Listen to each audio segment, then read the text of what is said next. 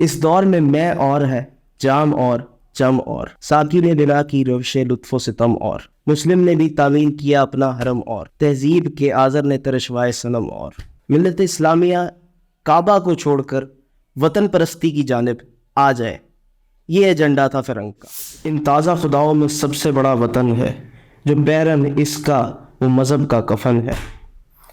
اقبال اس شعر سے اس آئیڈیالوجی کو واضح کر رہے ہیں کہ کسی بھی ملک کے لیے، کسی بھی قوم کے لیے بنیاد ان کی اخوت کی، ان کی حمیت کی بنیاد ہمیشہ مذہب رہے۔ نظر اٹھا کے دیکھ لیجئے آج بین الاقوامی سطح پر کہیں امن ہے تو بھی وطن کی بنیاد پر، کہیں جنگ ہے تو وہ بھی وطن کی بنیاد، کہیں پہ کوئی نفع نقصان دیکھا جاتا ہے تو وطن کی بنیاد، قانون بنائے جاتے ہیں عوامی حاکمیت، کہیں پہ بھی مذہب کا کوئی تصور باقی نہیں۔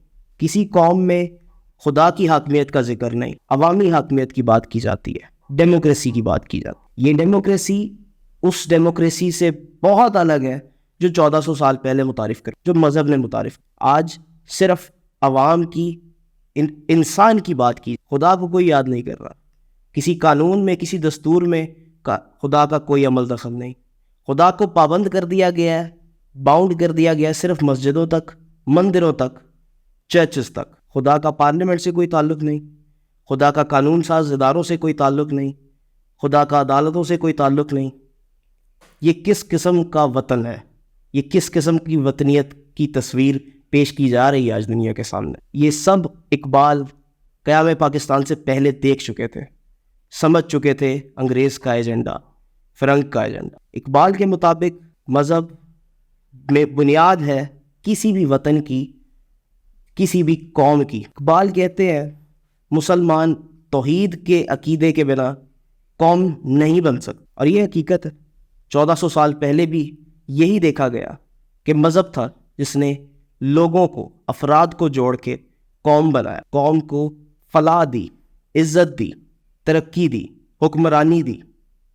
آج اس مذہب کو دور کر کے انسان چاہتا ہے عزت، حکمرانی، طاقت بنا مذہب کے کیسے حاصل کرے گا؟ میں سمجھنے سے قاصر ہوں۔ بازو تیرا توحید کی قوت سے قوی ہے، اسلام تیرا دیس ہے تو مستحوی ہے۔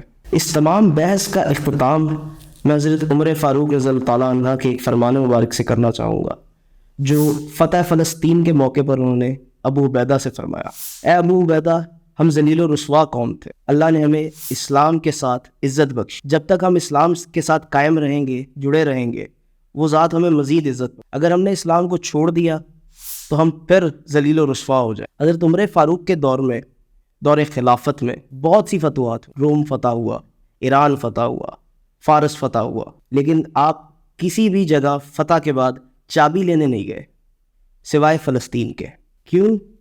کیونکہ فلسطین میں حضور اکرم صلی اللہ علیہ وسلم نے امامت فرمائی تھی مسجد اقصیٰ میں۔ یہ روحانی نسبت تھی جس کی وجہ سے حضرت عمر فاروق فلسطین کی چابیاں لینے گئے، صرف، اور کہیں نہیں۔ خیر، اب فلسطین کی بات ہوئی تو آئیے اسرائیل کی بھی بات کرتے ہیں۔